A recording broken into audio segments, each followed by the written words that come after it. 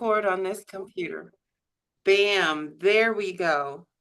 All right. Well, good afternoon, everyone, and welcome. Thank you so much for being here today, this afternoon. You can be anywhere, but you decided to be here with us to share this afternoon as we celebrate National Family Literacy Month. We are coming together to kick off our Community Foundation Week. We're so super excited about having Amber here with us. I put a link in the chat, and it's for those who are watching this recording. I don't know how to get you the link, but you can find it on our website. We're at cftompkins.org.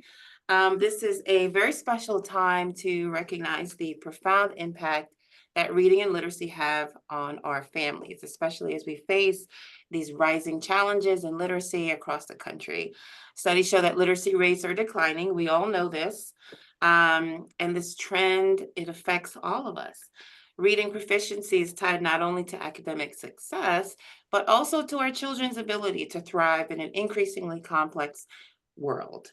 Addressing this concern starts at home. It starts with us. It starts with families, parents, caregivers, grandparents, and organizations who believe that literacy is a foundation of opportunity, like our very own Family Reading Partnership and Amber Smith, who I will introduce in a little bit.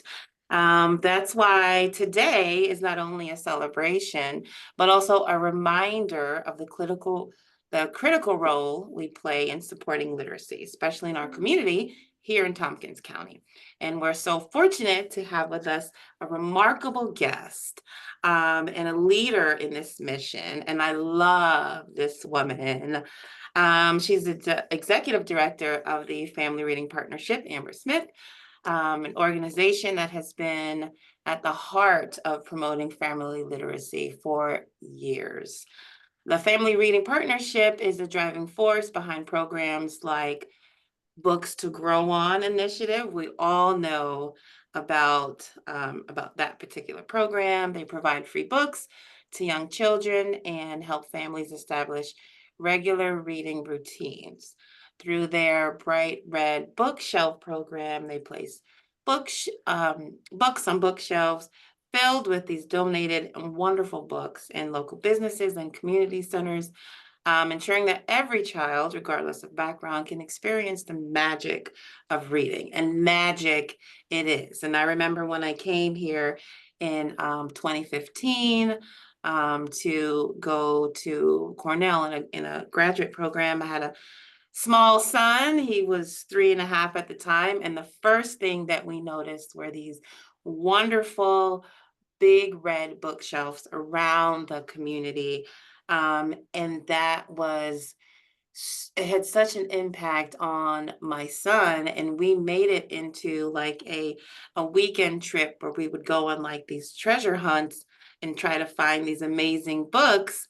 And we would travel to all the different bookshelves. And it just became like a weekly routine for us. And then when we were done with the book, we would go around and, of course, donate to the different bookshelves around town. And so I love to share that story. And also, while I was in my graduate program, I knew about the Family Reading Partnership and connected with them immediately through a student organization that I ran. And of course, Amber was amazing and a wonderful partner with us. And we did this wonderful reading tour. And we had a book drive and all kinds of wonderful things. So even when I was in school, Amber was a wonderful partner and a great friend. So I am honored to be here, talking with her and celebrating Family Literacy Month. She's going to share a bit about the organization, let you know about their initiatives, answer some questions. So it's going to be a really fun time. So without further ado, welcome everyone again. Welcome if you're watching this recording. And I'm going to turn it over to Amber. Thank you, Gloria, for your lovely introduction. Can everybody hear me okay? My laptop makes a lot of noise. Yes. I am going to share a PowerPoint with you all. It is lengthy. I'm going to skip through and over some stuff, but I don't like to give half the story, so apologies in advance. But you can read the slides, and it's recorded, so you can go back and look at it later. But if there's anything, I won't be able to see you once I share this, so just speak up if you have a question, and we can certainly talk at the end also. All right. Here we go. So as Gloria said, I am the executive director at Family Reading Partnership. I've been with the organization for about 8 years. The organization itself started in the late 1990s. It was designed as a community effort to address access and knowledge gaps for families with young children in Tompkins County. It was primarily focused on the Iskaya area to begin with. Over the last 10-ish years, we've really worked on increasing our rural access and serving more families within Tompkins County. So what is the challenge? Nonprofits are always trying to figure out what they are trying to fix in our communities, right? Declining literacy rates, as Gloria said, is our number one focus. Literacy is declining across the United States. It is definitely declining in Tompkins County. We don't have great measurements for this. The third grade ELA, English language assessment test, is the best measure that we have right now to work with. This test, unfortunately, has been rewritten several times in the last decade, so we cannot compare it year over year. But these are the 2024 actually test results. So in the spring, students take this test, and what we've seen, I've just given you an example here, that the Newfield Central School District showing in third grade 43% proficiency, and by fifth grade that falls to 19%. So those are pretty sad numbers. The trend we see in Tompkins County is definitely worse in rural communities, but even Iskaya City is reporting below state average at this point. Couple of caveats. The numbers are definitely skewed. We see more and more families opting out of these tests, so we have a harder time getting accurate information here. But opting out is happening across demographics, so the hope is that it's an across-the-board change and not really affecting the actual statistics too much. Why is literacy declining? It's a lot of reasons. I'm not going to go into them too deeply here, but the main one is really that we're hearing more and more from early childhood teachers in pre-K and kindergarten that students are showing up to school not ready to learn. They haven't had the background and the basis, the foundation that they need laid in advance. And also that our schools are not ready for children. That's a whole separate issue that I personally don't have a lot of control over, but it is something that we're talking a lot about. How can schools be more ready for children? But what we as an organization are focused on is how can we make sure that children are showing up ready to learn and ready to engage in school. Other things on here, electronic device use, we see a lot. We worried for years about babies and toddlers being put in front of screens, and we know that's a problem, but what we didn't pay enough attention to in the beginning and is now becoming sort of crisis level is parental distraction by screens. So one of the main things we know about early literacy and early development in general is that parent-child, adult-child interaction is really key. And we as adults now are always walking around with a constant distraction in our hands. So that interpersonal connection is waning. We're seeing some really scary trends around that. Social change, reduced family engagement. That's sort of just how we as a society have changed in how we raise children. And the other main thing that we focus on is the expense and availability of reading materials. Books have skyrocketed in cost. Families don't have the time, some don't have the interest, and a lot don't have the transportation to access books on a regular basis from either purchase or from borrowing from libraries. Why does literacy matter? This is something we talk about quite a bit in our world, and it's there's a lot of reasons that literacy affects our day-to-day lives for the rest of our lives. Without the ability to read, almost all other subjects become inaccessible to a learner. It caps people's employment possibilities. It increases the potential for incarceration. The literacy rate among incarcerated persons is approximately 70% are functionally illiterate, meaning that they can't read above a fourth grade level. So their opportunities are really limited when that's the case. We see it intervening with our health and financial sectors. If people can't understand what they're reading when they are going to a doctor or a bank, that becomes really problematic. And then we think about intergenerational literacy and educational trauma. These are sort of new. Intergenerational literacy is not a new term, but it's something we still struggle with. Something that is new in the research world is educational trauma and how that affects how parents raise their children and what they opt to engage with. And then apropos for this week is political engagement and understanding the political landscape can also be affected by one's literacy rate. What do we know about literacy?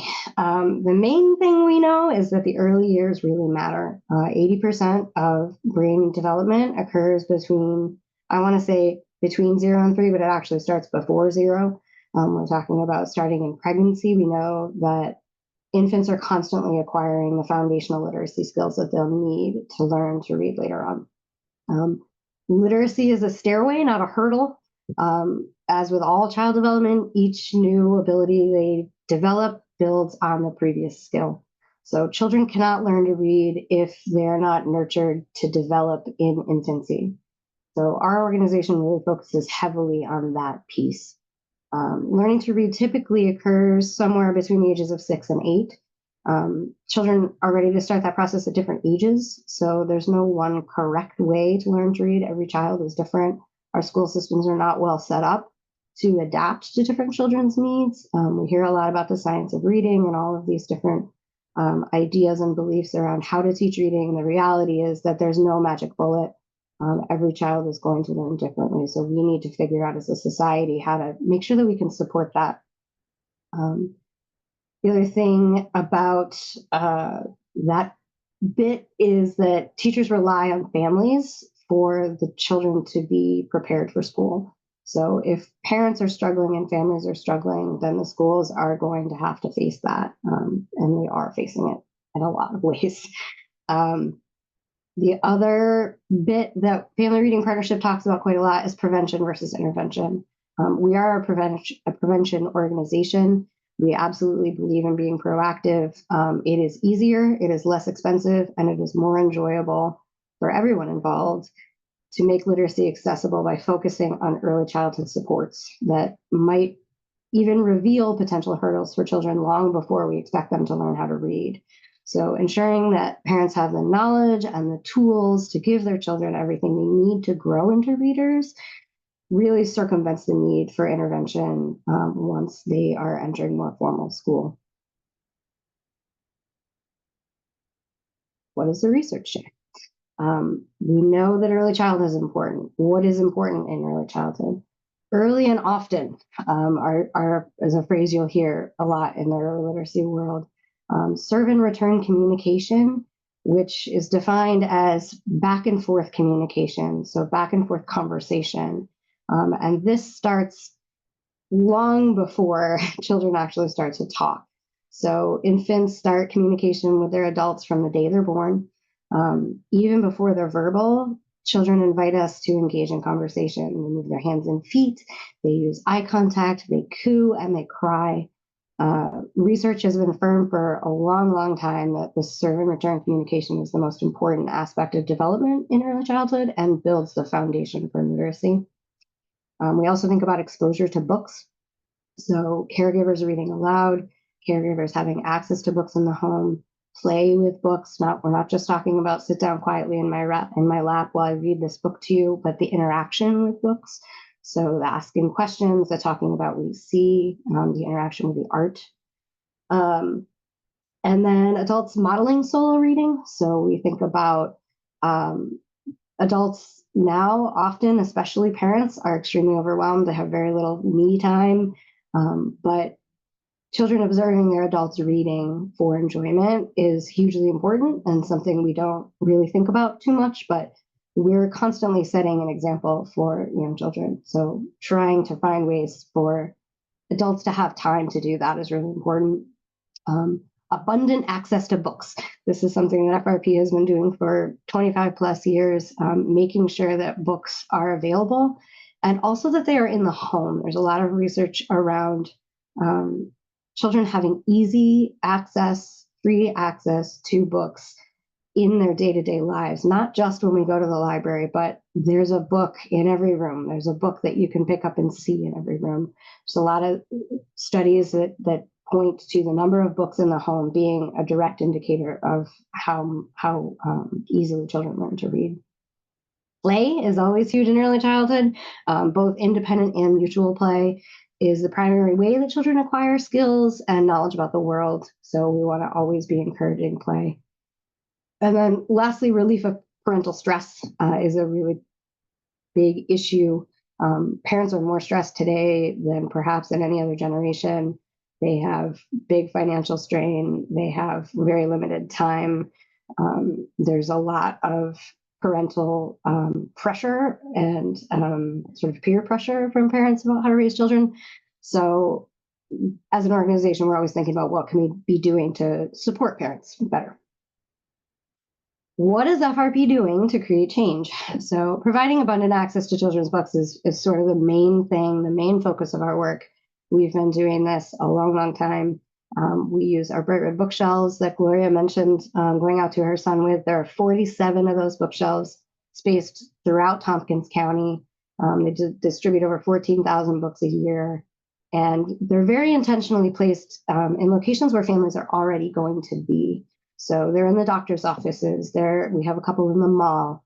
They're at the Department of Social Services. They're in our family court system buildings. They're in stores. They're in Head Start locations. They're sort of all over the place, and that's very intentional. We want to make sure that families don't have to go out of their way to find these books. And the other piece of it is that they don't have to be returned. These are books that families can keep. Gloria talked about bringing them back, and we have a lot of families that do that. But ultimately, what we really love is when families take those books and keep them and build their own home libraries out of them. The other program that we have that does that quite a bit is Books to Grow On, that distributes 11 brand new books to every child in Tompkins County via their medical provider and then in kindergarten. So this is another way we know that we can make sure that every child has access to books in the home. Our programs are always free. There is no enrollment involved, and they're not opt-in programs. There's a lot of other literacy programs across the country that are opt-in. A good example is Imagination Library. Wonderful program. I adore Dolly Parton, but the reality of those programs is that a lot of the families that need them the most don't enroll. We make sure that our programs are available to every family so that there's no stigma, and that when they go to the doctor's office, they're just handed a book. They don't have to give out their address or their phone number or any other information. The books are just there and they're available. Diversity, equity, inclusion, and belonging has always been central to FRP's work. We began way back when we were talking about socioeconomic divisions around who had access to an abundance of books in early childhood. We focus on diverse characters and subjects when we purchase books. And we are always working to provide a welcoming and accessible environment. 2 years ago, FRP moved our main location from a very isolated rural area into the shops at Ithaca Mall. We call that space the Nook. It is lovely. And it was designed as a free play space where parents and children could come together, engage, and play. We had a real lack of community feedback before we moved and involvement in our programming. And the Nook has been really, really wonderful for us to be able to communicate directly with families and find out exactly what they need and want from us. The Nook is meant to be a really safe space, and we have lots of posters on the walls that feature lots of different backgrounds, different skin colors, different languages. We play music from a variety of languages in the Nook. We have diversity among our staff. The Nook is on a bus route. It's on a single story with automatic doors in the main entrances. So we really are proud of the accessibility of our work. We've also been working on language expansion. Our Books to Grow On program is about to expand to include materials in 20 languages, which is a really big challenge. 12.7% of Tompkins County's families speak a language other than English primarily. So that's been a really important thing. We know it's important for adults to read to children in their home language. Makes a really big difference. So we want to make that accessible. Those books are very expensive and very hard to access in the United States. So we're working on that. Broad approach and far-reaching programs. So we, like I said, FRP is really committed to being out there in as many places as we can be. We're not the kind of organization that has one central location and everybody's got to come to us. We go out. Rural communities have become a real important part of our work over the years. And one of the main ways we dug into this a few years ago was establishing our Story Walk program. There are 7 story walks based around the county. Each one gets a new book every 3 months. So for a year, 28 books a year go out on those. We know that minds and bodies work together. Kinesthetic learning is really a beneficial aspect to early childhood. And we know, especially when kids are very young, they don't learn by sitting down and being put into a classroom. They need to move and think and run. So the story walks do that. We deconstruct a book and put it out over a long space, usually around a quarter of a mile.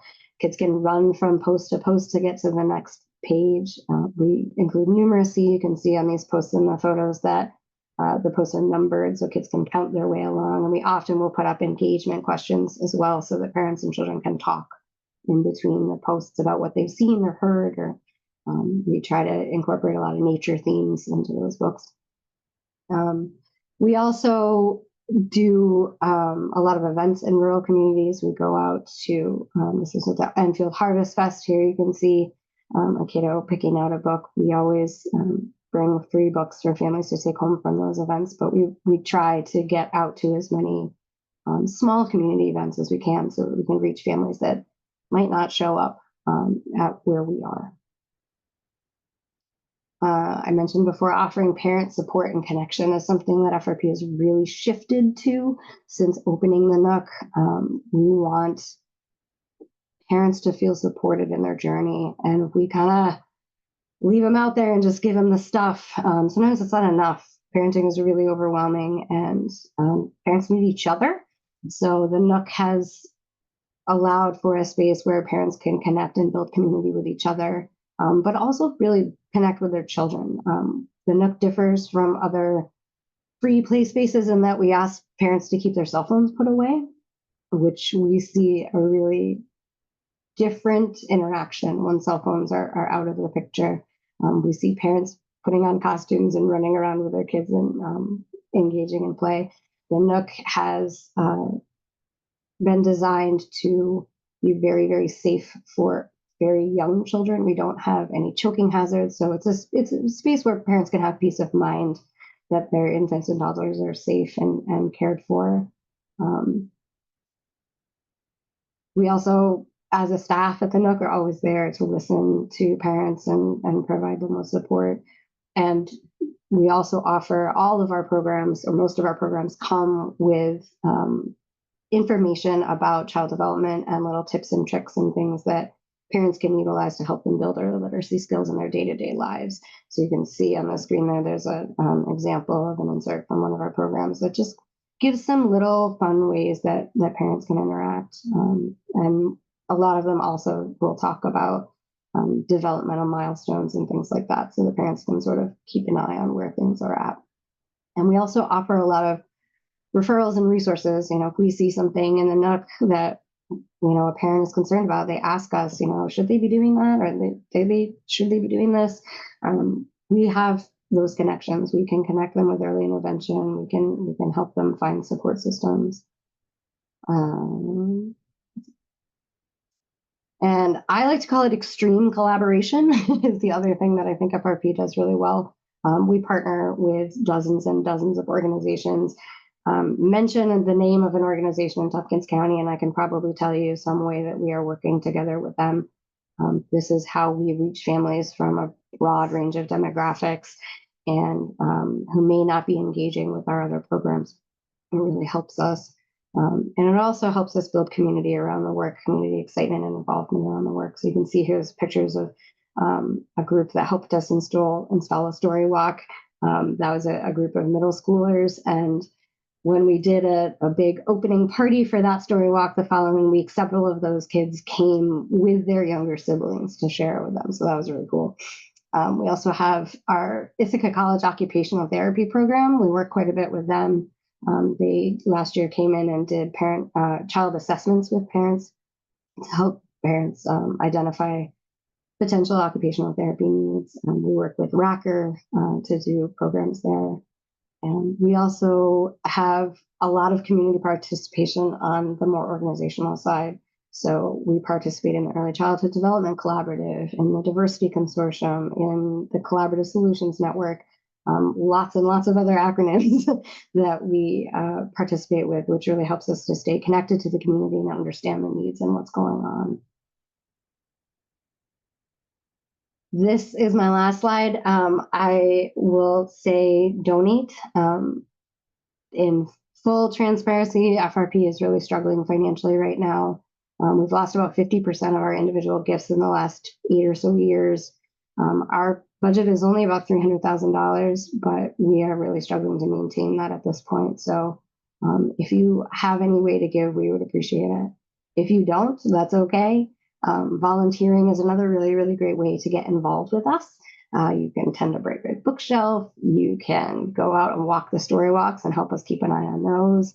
Come visit and play and help out at the Nook. Join our board of directors. A couple of my board members are here today. Thank you. And then come visit. The Nook is located in the Shops at Ithaca Mall. We love to have people stop in and check it out and visit. Tell your friends and family who have young children. We really hope to see them. It is a completely free space. We don't ask for anybody's information. You don't have to sign a waiver.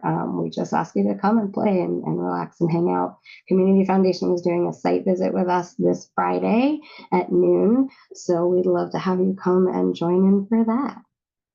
I want to say thank you to Community Foundation for having us and letting us do this. We're really grateful for all that you do in our community. Stop sharing my screen. Stop sharing. And I know we're already at past 12:30, but if anybody has any questions, I'm happy to hear them. It is all good. It is all good, Amber. Thank you so much for all of that information. And it breaks my heart to know that the Family Reading Partnership is struggling.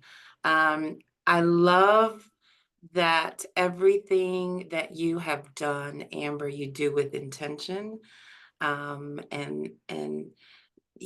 deep thought. And to see how it's grown since 2015, since I've been here. And it's almost sad that, oh my God, my son is 13 and he can't participate in these cool things. And not that he can't, but he won't, because he's too cool for all of these things now. But I just, Amber, I want to thank you for all of your work, everything that you're doing. You wear your heart on your sleeve.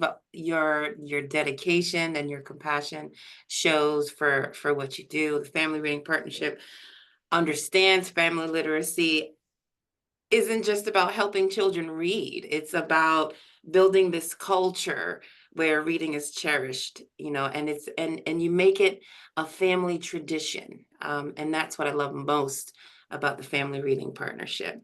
And you empower,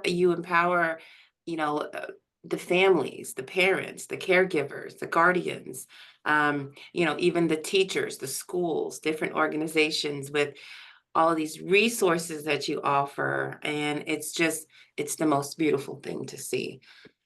So we are over time, but if there are any questions, we would love you to speak up right now, and ask Amber some questions. We love questions. So please don't be shy. Jan gives us a nice message. Let's see.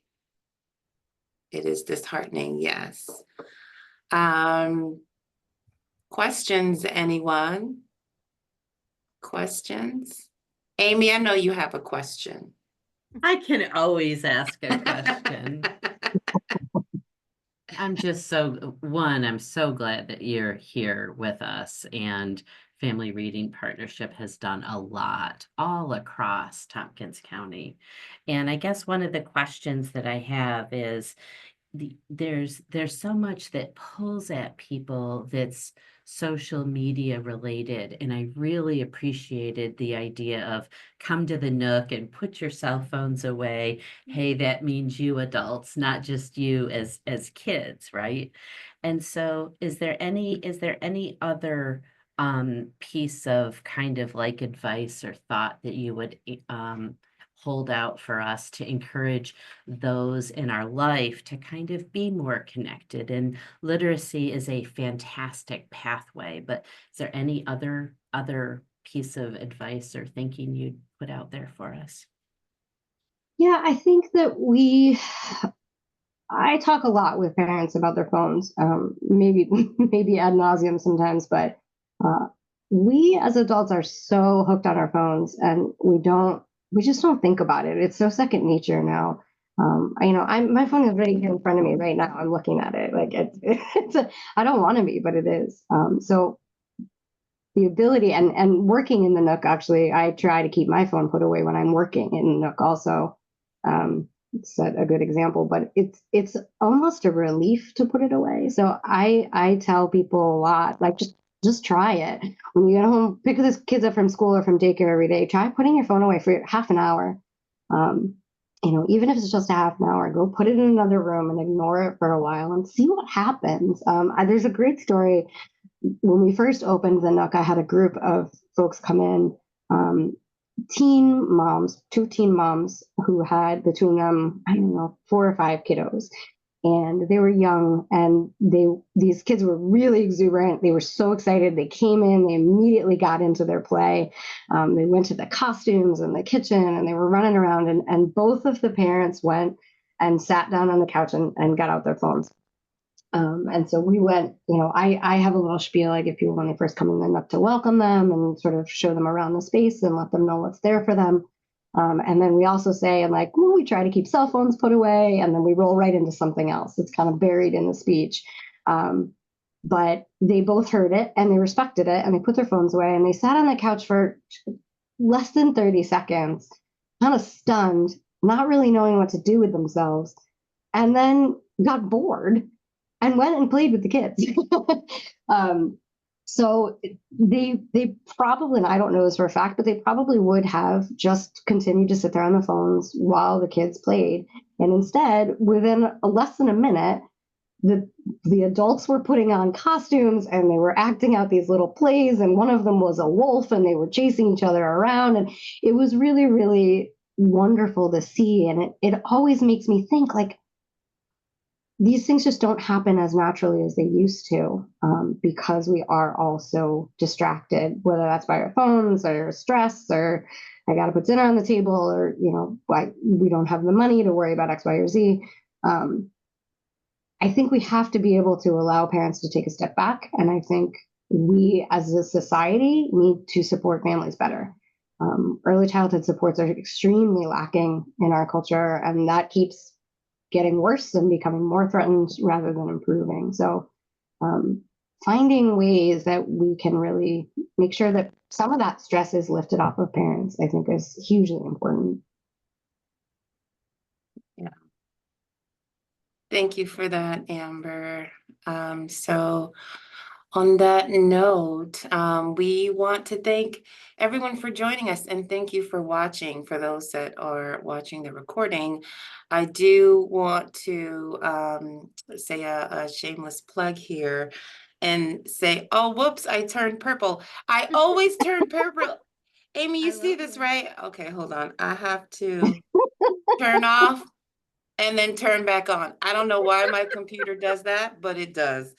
So we got to hear from Amber today, and on Friday we get to see her space and see her work and be there and experience it in all its glory. And the Nook is such a fun place. And so on Friday we're going to be doing a site visit. So I welcome you all to join us for this site visit. It's open to all of the community members. It's open to organizations, other directors, just everyone. Just come and join us and engage with Amber, see the work that she does. Maybe we will get to see a few families that are in there already. And that's just the fun of engaging and being together in the same space, sharing a space to kind of co-discover and co-learn. So that's this Friday at 12 noon. We're all meeting at the Nook, which is in the Ithaca Mall. And it is coming in from which entrance again, Amber? The I Michaels usually tell entrance? people if you use the main entrance, that's to the left of Michael's. That is the closest one to us. Okay, perfect. Main entrance to the left of Michael's. If you hadn't had a chance to actually register for the site visit, that's okay. Just come on in and stop through and we'll meet you there on Friday at 12 noon. And again, I want to thank you all for joining us. Amy, my co-conspirator, thanks for joining. Thanks for joining me today. Jan, Deidre, Jeannie, Victoria, Anne Marie, and especially Amber. Thank you so much. Everyone have a wonderful afternoon. Thanks for joining, and we hope to see you again soon. Take good care, everyone. Thanks, everybody. Bye.